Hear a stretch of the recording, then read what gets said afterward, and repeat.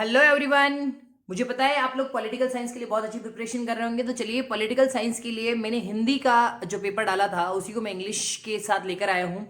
I hope कि आप लोग इसको समझ जाएं आराम से, बिकॉज मैंने अपने लेवल पे इसको प्रिपेयर किया है। एक्सपर्ट्स ने इसको प्रिपेयर मतलब क्वेश्चंस वही हैं जो हिंदी में थे, बट मैंने इसको सिर्फ इंग्लिश में कन्वर्ट करके आपके लिए हाजिर किया है, क्योंकि मेरे एक बहुत ही अच्छे दोस्त ने मुझसे मांगा था कि सर इंग्लिश में दीजिए, तो मैंने आज इसको इंग्लिश में प्रिपेयर कर लिया है। तो सबसे पहले तो all the best for the examinations. और चलिए क्वेश्चंस इस प्रकार से रहेंगे। सबसे पहले शॉर्ट नोट है, दो शॉर्ट नोट में से आपको दोनों अटेंड करने हैं। तो उसमें पहला है इंदिरा गांधी वर्सेज सिंडिकेट, दूसरा है डिफेक्शन। आगे बढ़ते हैं। नेक्स्ट क्वेश्चन जो रहेगा वो रहेगा what are the effects the rise of coalition policies या पॉलिटिक्स ऑन आर डेमोक्रेसी। उसके बाद नेक्स्ट क्वेश्चन बनता है डिस्कस अमेरिकन कल्चरल हेगेमोनी। उसके बाद नेक्स्ट क्वेश्चन बनता है ऑब्जेक्टिव्स ऑफ एशियन। उसके बाद आगे की तरफ क्वेश्चन बनता है हमारा when planning commission came into India. आगे की तरफ क्वेश्चन है हमारा डिफाइन 5 ईयर प्लान। उसके बाद discuss the non aligned movement. उसके बाद है give reason which are responsible for the origin of the Bharatiya Kisan union. उसके बाद हमारा नेक्स्ट क्वेश्चन है नर्मदा बचाओ आंदोलन एक्सप्लेन। उसके बाद हमारा नेक्स्ट क्वेश्चन है who propounded the doctrine of veil of ignorance. उसके बाद नेक्स्ट क्वेश्चन है हमारा set justice aside them and what are kingdom but fair thievish purchases who said this statement. उसके बाद नेक्स्ट क्वेश्चन रहेगा हमारा give the reason for the restoration of Congress in 1971। आगे बढ़ते हैं नेक्स्ट क्वेश्चन की तरफ। No any other country is superior than America in military power how. इसके बाद हमारे पास जो मैप के क्वेश्चन है उसके लिए हमने लिखा है 2 states affected by the partition of India. Second 2 states formulate on the basis of language in 1960 and what is Cold War, describe its reasons। आगे बढ़ते हैं weakness of the Indian National Congress as the national party, ये लिखना है आपको, explain करना है इसको। उसके बाद major challenges before Indian democracy, ये अच्छा क्वेश्चन है और ये आने के चांसेस ऑलमोस्ट 99% है। आगे बढ़ते हैं describe the impact of Dravid movement on regional politics, ये एक अच्छा क्वेश्चन है।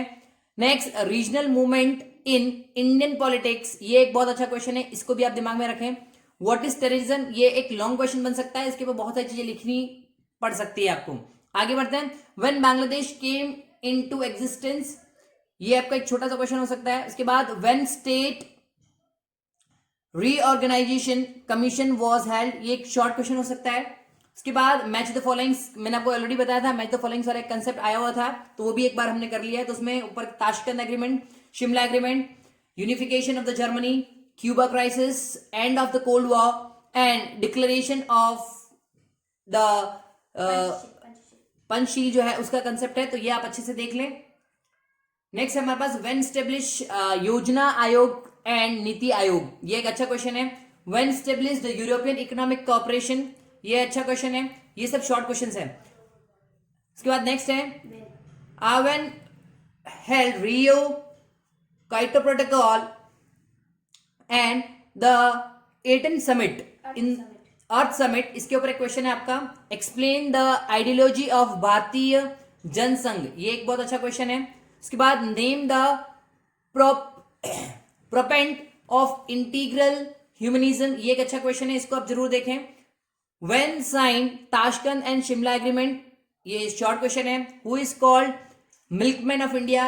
इसके बाद राइटर ऑफ पॉलिटिकल सोशलाइजेशन, ये एक अच्छा क्वेश्चन है। स्टेब्लिशमेंट ऑफ द एशियन, ये अच्छा क्वेश्चन है। इंडो चाइना वॉर के ऊपर डिस्कशन आ सकता है आपका और ये एक लॉन्ग क्वेश्चन बन सकता है। Establishment of the organisation for European economic corporation, ये अच्छा क्वेश्चन है, इस पर लॉन्ग क्वेश्चन बन सकता है। उसके बाद प्राइवी पर्स, एक छोटा सा एक्सप्लेनेशन है। उसके बाद describe various issues of the Jammu and Kashmir, ये लॉन्ग क्वेश्चन बन सकता है, इस पे जरूर आप ध्यान दें। डिस्क्राइब मंडल कमीशन, ये भी लॉन्ग क्वेश्चन बन सकता है, इस पे अच्छे से ध्यान दें। बैंड वेगन स्ट्रेटेजी, ये मीडियम साइज क्वेश्चन बनता है, मतलब नहीं तो बहुत ज्यादा शॉर्ट नहीं तो बहुत ज्यादा लॉन्ग, इस पे आप जरूर लिखें। Reason for the imposition of emergency in the country, ये एक अच्छा क्वेश्चन है, तो इसको लॉन्ग क्वेश्चन के लिए प्रिपेयर करें। उसके बाद द्रविडियन मूवमेंट, ये आपका शॉर्ट क्वेश्चन बन सकता है। Dispute issues between the India and Pakistan, long question बन सकता है.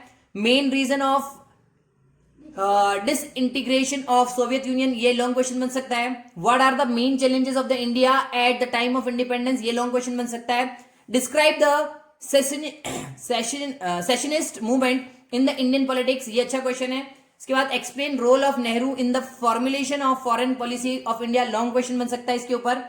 उसके बाद in which year and when Gorbachev became the president, ये आपको वन वर्ड वाला क्वेश्चन है. When established NATO, SAARC, ASEAN, full name of and short summary इनके ऊपर लिखनी, ये लॉन्ग क्वेश्चन बन सकता है.